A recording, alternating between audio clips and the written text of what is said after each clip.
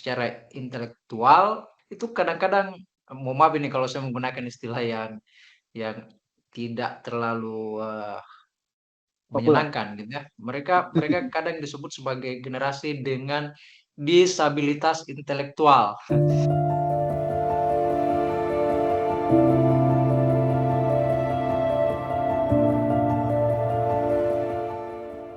Kerapuhannya itu baru di level awal. Nanti bisa dilihat lebih lebih Hmm. hebat lagi pada generasi alpha gitu Apa? ya, isu mental itu gitu ya, dari generasi alpha. Tapi isu mental itu sudah ada pada generasi Z itu. Meskipun itu kerapuhan pada tingkat yang awal gitu ya, cenderung mengalami apa disorientasi, cemas gitu ya, dan seterusnya ketika melihat kilasan-kilasan informasi, berita yang ada di dunia digital. Nah, dalam situasi yang seperti itu, lalu bagaimana dengan agama? Relasi agama dan Gen Z ini. Ada menarik, misalnya saya baca eh, nilai-nilai yang dipandang, dianut oleh generasi Z itu terkait dengan agama. Bagaimana generasi Z itu memandang agama. Nah, mereka cenderung memandang agama itu, nah ini menarik. Justru apa namanya itu ya? Agama itu bagi mereka itu pedoman hidup gitu ya. Dan ya apa? Ya memang begitu kan agama itu pedoman hidup. Nah, generasi Z memandang agama itu pedoman hidup gitu ya, pedoman hidup, landasan hidup, dan agama memberi kita apa itu boundaries. Boundaries itu apa? Batas gitu ya. Batas. Terhadap bagaimana kita menjalani kehidupan, perilaku kita dan seterusnya. Ini menarik. Jadi generasi Z dalam disabilitas intelektual dan eh, mental health itu mereka justru mendekat ke agama, memandang agama itu sebagai sesuatu yang diperlukan karena agama adalah pedoman, adalah landasan, dan dia memberi kita batas, dia memberi kita boundaries dalam berperilaku. Nah, itu menarik. Saya ulangi ya. Jadi ini ada generasi nih, generasi yang diasumsikan disabilitas intelektual, mengalami mental health, dan oleh sebab itu lalu mereka mendekat ke agama. Hmm. Mereka butuh agama gitu ya. Eh, Menarik, misalnya kalau dihubungkan dengan politik, generasi Z itu memandang bahwa kalau kita kalau kita ingin memilih pemimpin gitu ya, maka Lihat yang beragama. variabel agama bagi Yang paling tokoh utama. agama itu penting gitu ya. Jadi generasi Z itu dengan demikian itu lebih cenderung memilih, misalnya kalau ada tokoh politik gitu ya, tokoh politik yang memiliki apa namanya itu, Style wah, agama. namanya itu, citra gitu ya, memiliki citra religiusitas. Gitu. Nuans. Dan saya kira di Indonesia itulah yang banyak dijual juga kan, di Indonesia. Saya kira ya, tapi itu nanti perlu ini. Ini terakhir dari saya, ini ada rilis dari IDN Time. Mereka melakukan IDN survei time. tahun 2022. Oh ya, 2022 itu 2022. Yang baru ya itu masih terbaru baru lah lagi. ya. Masih baru. 2 tahun lebih yang lalu gitu ya. 2022 eh, tentang itu Gen Z dan agama gitu ya. Sorry, salah satunya tentang Gen Z dan agama, salah satunya yang di riset itu ya.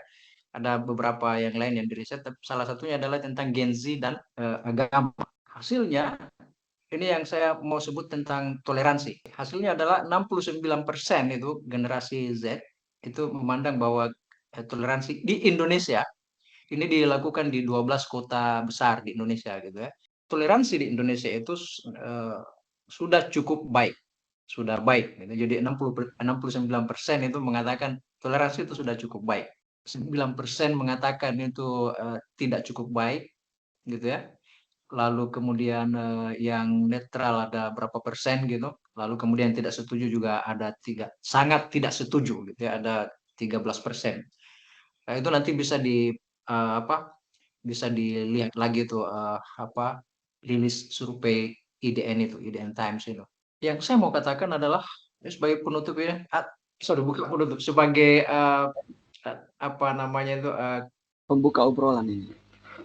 ya pembuka obrolan dari saya ini adalah bahwa ini memang kalau kita mau melihat relasi generasi Z dengan agama itu memang agak kompleks gitu ya. Tapi untuk konteks Indonesia kita bisa melihat bahwa ada memang semacam attachment apa itu, kemelekatan ya, atau kelekatan dengan agama apa di semua generasi, level generasi gitu ya. Tapi ada perbedaan-perbedaan tertentu yang harus kita cermati. Jadi misalnya kalau dulu saya dekat dengan agama dan sekarang dekat dengan agama gitu ya. Eh, Dulu kita punya isu-isu yang misalnya apa namanya itu yang sangat doktrinal gitu ya. Doktrinal ya. Eh, Apa istilahnya itu apa namanya itu Sangat yang ini sangat ide- sangat ideologis begitu Kak. ideologis gitu ya. Misalnya kita bicara Ideologis. tentang negara Islam gitu ya. Ya, itu jelas Bagaimana biasanya pemetaannya. Nah. iya, jadi kita bicara tentang negara Islam, kita bicara tentang apalagi itu ya, tentang jihad dan seterusnya gitu. Itu generasi generasi saya itu begitu gitu ya. Nah, di generasi berikutnya itu kemelekatannya dengan agama itu tidak lagi banyak dipengaruhi dengan gagasan-gagasan ideologis yang seperti itu gitu ya.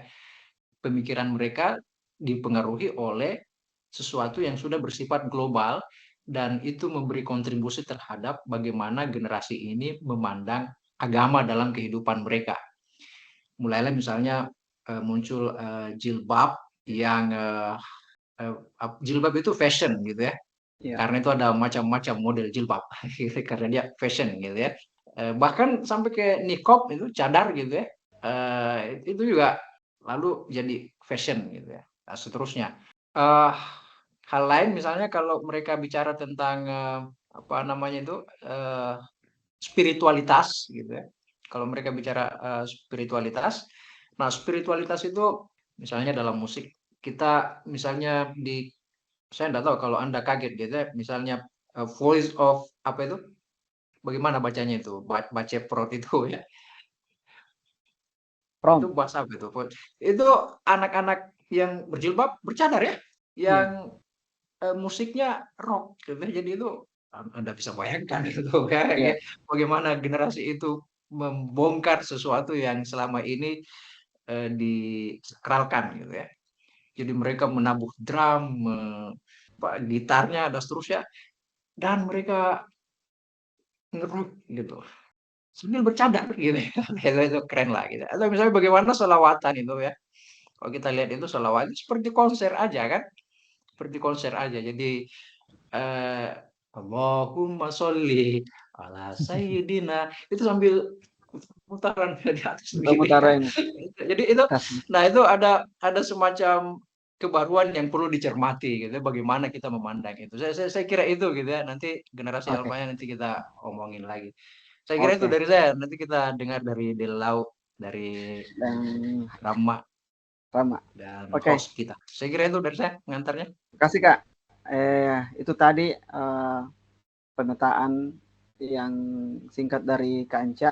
Cuman jujur Kak, saya sendiri itu sekarang memang tidak terlalu ini ya, agak atau sangat jarang sekali berinteraksi dengan Gen Z itu ya. Karena kalau kita mau sering-sering berinteraksi dengan Gen Z artinya kita berinteraksi dengan anak-anak umur, kalau dia berarti dia kalau umurnya sekarang itu umur 25 ya atau 26. Kalau mahasiswa Bapak itu rata-rata Gen Z. Itu yang saya maksud. Masa Nah, Anda saya jarang berinteraksi? enggak, saya baru ini interaksi langsung offline di kampus. Kemarin itu semester ganjil baru online dan memang jujur ini masih kurang interaksi, cuman memang mereka punya dunia sendiri memang yang perlu kita cermati. Misalnya bagaimana kehidupan mereka di sosmed, di Twitter, Instagram. Mereka sudah punya beberapa akun misalnya untuk Instagram, ada yang untuk akun real, ada yang untuk akun senang-senang, ada akun khusus untuk apa? Iya, cari-cari info teman-teman yang lain dan sebagainya, cari tahu. Jadi memang secara pengalaman, secara interaksi, saya pribadi sangat kurang sekali dalam melihat perkembangan Gen Z ini. Cuman ada beberapa Gen Z yang pernah saya temani ketemu ngobrol, dan memang dunia mereka memang dunia ini, dunia hampir dunia digital, dan ketika kita mau ngobrol hal-hal yang sifatnya kedalaman, mereka referensinya itu ya satu.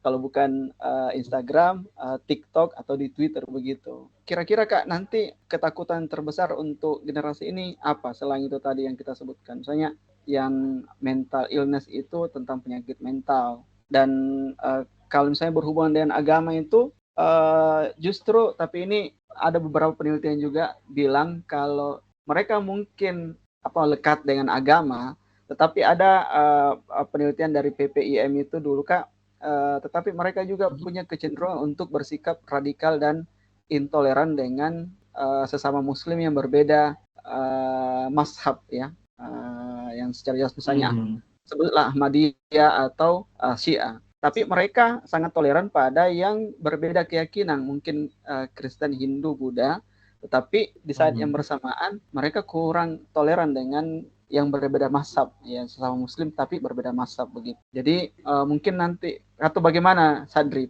sama Hamra, perjumpaan mereka dengan Gen Z ini? Siapa nih? Hamra atau saya nih? Hamra dulu, Hamra yang paling Hamra yang paling sering bersama dengan Gen Z. Sering bersama dengan Gen Z ini, entah itu di sekolah atau di komunitas. Bagaimana? Videonya dong Hamra, videonya dong. Tidak ada videonya Bung Hamra. Itu ada tahu. Oh, ada. Bagaimana Mas Hamranya? Jaringannya kurang bagus di sini. Musim hujan. Apa itu? Kalian juga keluar kata tadi. Sudah ada suaranya. Juga itu iya, itu kan kampung kalau di situ, jadi bisa dipahami itu.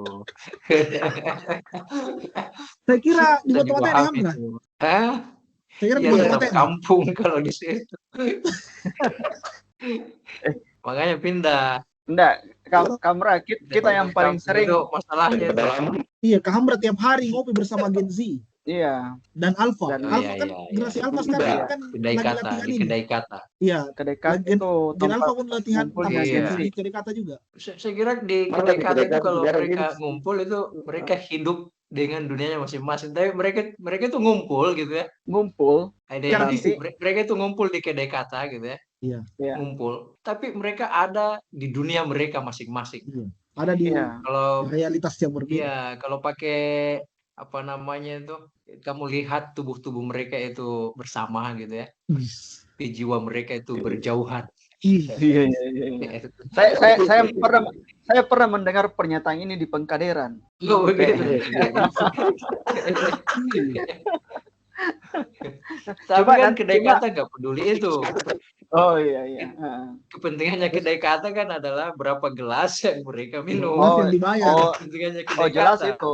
Kedai kata itu kapital itu. Kamra, bagaimana secara karakter interaksi tak dengan Gen Z, misalnya kayak di sekolah atau di kedai kata gitu. Secara karakter, secara yang disampaikan ke Anja benar. Kan generasi Gen Z itu lebih cenderung mati hidupnya melalui tadi TikTok dan sebagainya, sehingga ekspresi mereka juga dituangkan di situ, di TikTok dan Instagram. Perihal bagaimana kemudian Gen Z memandang sebuah agama, ya mereka secara spiritual ya, tetapi itu tadi yang disampaikan ke Anja hanya lebih pada permukaan, sehingga ketika ada diskusi yang berlangsung, rujukan mereka bukan seperti yang disampaikan Anja, buku, buka dan sebagainya, hanya pada status-status atau story di Instagram atau story yang ada di TikTok, kemudian mereka ulang bikin status baru dengan gaya sendiri. Jadi mereka memahami agama secara tadi di permukaan, lalu mengcopy lalu menunjukkan versi yang berbeda. Ya, apakah kita kan tidak bicara salah atau benar, itu medium mereka sekarang. Saya suka tadi itu dengan istilahnya Kak Anja, terpapar. Itu sudah kesehatan sekali Pak.